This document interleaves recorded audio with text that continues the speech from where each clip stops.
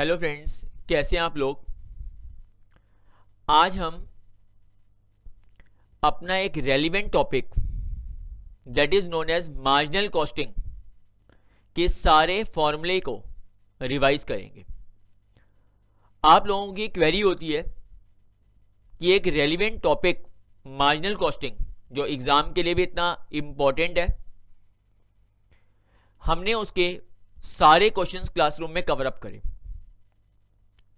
But sir before examination night हम उसको revise कैसे करेंगे।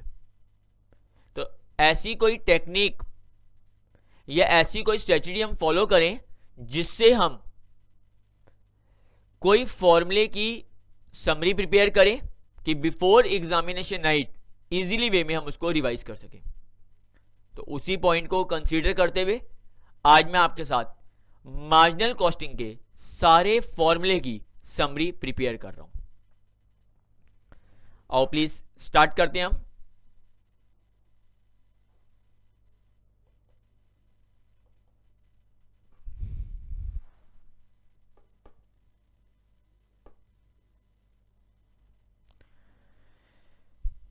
हमने मार्जिनल कॉस्टिंग में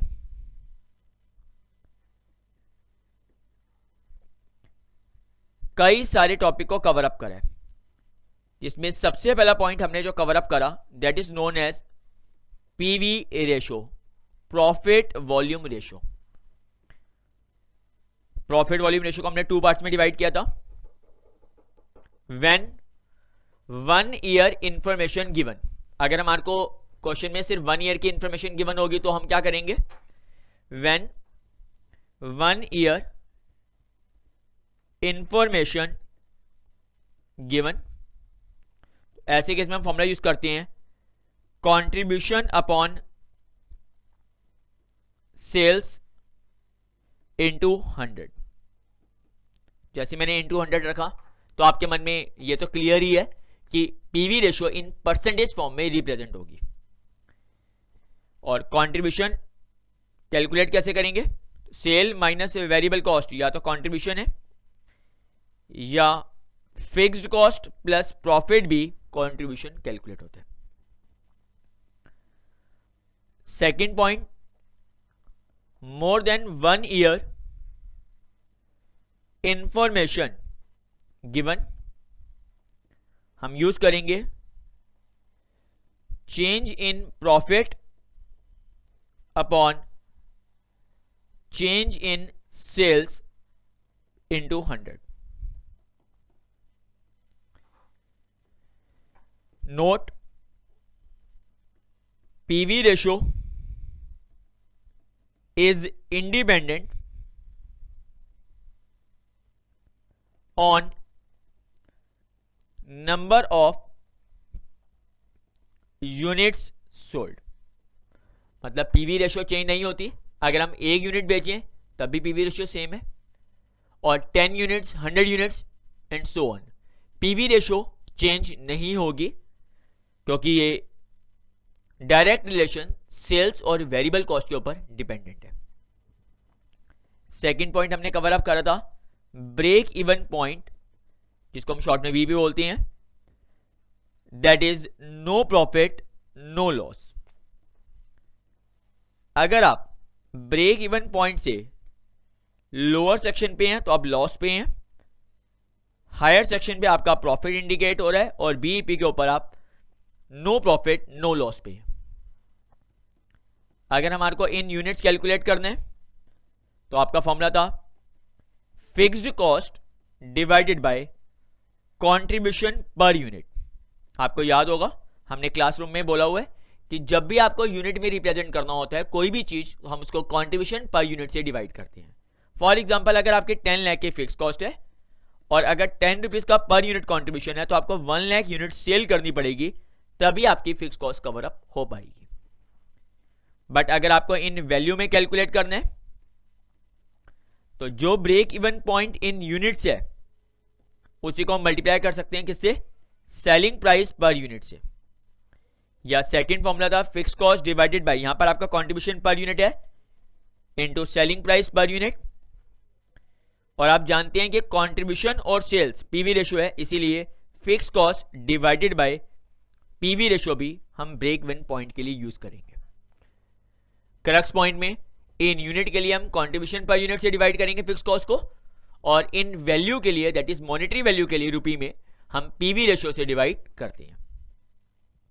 बट अगर हमारे को कंपोजिट ब्रेक इवन पॉइंट निकालना है, that is more than one product है और उनका हम ब्रेक इवन पॉइंट निकाल रहे हैं, तो इन यूनिट्स के लिए हमारा अब जो फिक्स कॉस्ट है वो हो जाएगा composite fix cost divided bye composite contribution per unit, और इन वैल्यू के लिए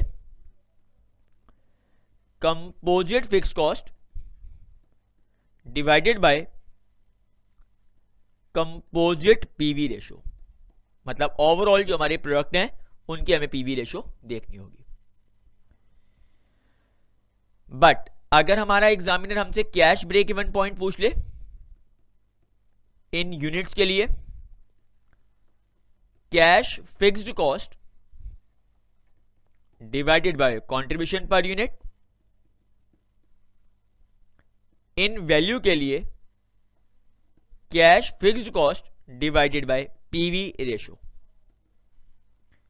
वेयर कैश फिक्स्ड कॉस्ट, हाँ जी, टोटल फिक्स्ड कॉस्ट में से क्या माइनस करेंगे आप लोग? डेप्रिसिएशन, क्योंकि डेप्रिसिएशन हमारा नॉन कैश होता है। अगर हमारे को अपनी सिर्फ कैश फिक्स कॉस्ट को कवर अप करना है तो आप डेप्रिसिएशन पार्ट को एक्सक्लूड करेंगे उस केस में। इसके बाद हम थर्ड पॉइंट पे गए थे, मार्जिन ऑफ सेफ्टी, जिसको हम शॉर्ट में MOS बोलते हैं। मार्जिन ऑफ सेफ्टी, अगर इन यूनिट आप ब्रेक इवन पॉइंट से जितना ज्यादा में होंगे उतना आप सेफर पे हैं। दैट इज अगर आपकी एक्चुअल सेल यूनिट्स में ब्रेक इवन पॉइंट जो यूनिट्स हैं उससे कितनी ज्यादा हो रही है। एग्जांपल, अगर आपका ब्रेक इवन पॉइंट 2 लाख है और आप एक्चुअल में 2,50,000 यूनिट की सेल कर रहे हैं, तो आप 50,000 यूनिट्स सेफर साइड में है, जिसको हम बोलेंगे margin of safety.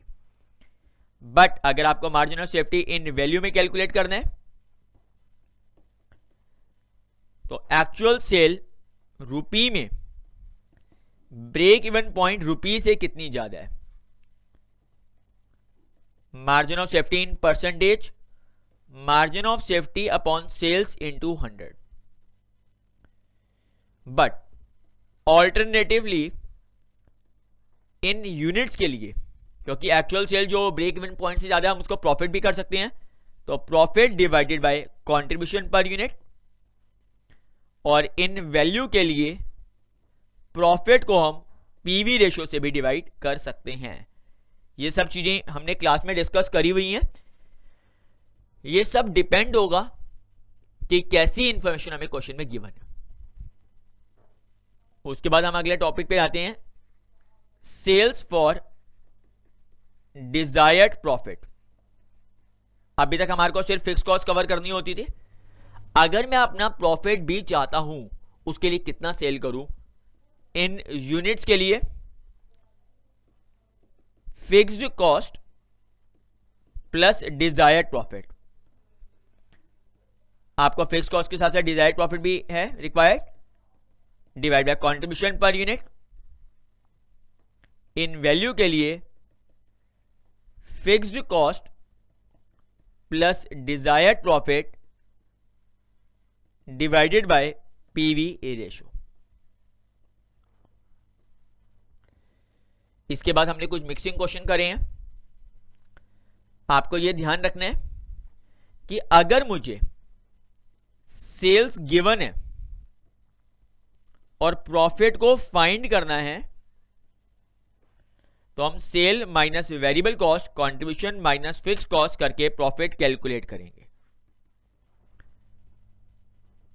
But on the other hand, अगर मुझे सेल्स फाइंड करनी हो और प्रॉफिट मुझे गिवन हो, तो उस केस में हम सेल्स फॉर डिजायर्ड प्रॉफिट वाला कंसेप्ट यूज करेंगे, जो अभी मैंने ऊपर फॉर्मूले मेंशन करे हैं कि कितनी सेल हो अगर मैं इतना प्रॉफिट रिक्वायर्ड है चाहता हूं, तो हम क्या करेंगे उस केस में? अबव कंसेप्ट को यूज करेंगे। इसके बाद हमने कवर अप किया था की फैक्टर, जिसका दूसरा नाम है लिमिटिंग फैक्टर।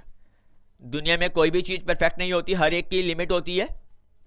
तो अगर आपका की फैक्टर कौन सा होगा और उसका हम डिसीजन का क्राइटेरिया क्या लेंगे। अगर आपका लेबर आवर्स लिमिटेड है तो जहां पर आपका कंट्रीब्यूशन पर आर हाई होगा हम उसको बेस्ट मानेंगे। अगर raw material in KG limited होगा तो कंट्रीब्यूशन पर केजी ऑफ रॉ मटेरियल जहां बेटर होगा उससे हम सबसे पहले काम करते हैं। अगर सेल्स क्वांटिटी बेटर होगी तो उसमें हमारा कंट्रीब्यूशन पर यूनिट जहां पर हाई होगा हम उसको बेस्ट ऑप्शन में लेंगे। अगर सेल्स वैल्यू की लिमिटेशन है, दैट इज 15 लाख या 12 लाख या 10 लाख से ऊपर की हम सेल्स नहीं कर सकते, तो जहां पर पीवी रेशियो हाई होगा हम उसको चूज करेंगे। तो आप देख सकते हैं कि हमने वो सारी समरी, वो सारे कंसेप्ट को कवर अप किया हुआ है, जहां पर हम सबसे पहले एग्जाम टाइम पर मार्जिनल कॉस्टिंग को रिवाइज करने के लिए एटलीस्ट आपको इन फॉर्मूलेस को रिवाइज करना होगा। तो स्पीड से अगर हम कंसेप्ट बोलेंगे तो first PV ratio, second break even point जिसको हमने 3 पार्ट में डिवाइड किया है, नॉर्मल, कंपोजिट और cash, margin of safety, sales for desired profit, key factor और लिमिटिंग फैक्टर। एटलीस्ट आपको इतने कंसेप्ट एग्जाम के लिए रिवाइज जरूर करनी है। और जो भी एग्जाम्पल मैंने क्लासरूम में इंपॉर्टेंट कवर अप करे हुए हैं, जो मैंने मार्क करवाए हुए हैं, आप उनको जरूर रिवाइज करके जाएंगे।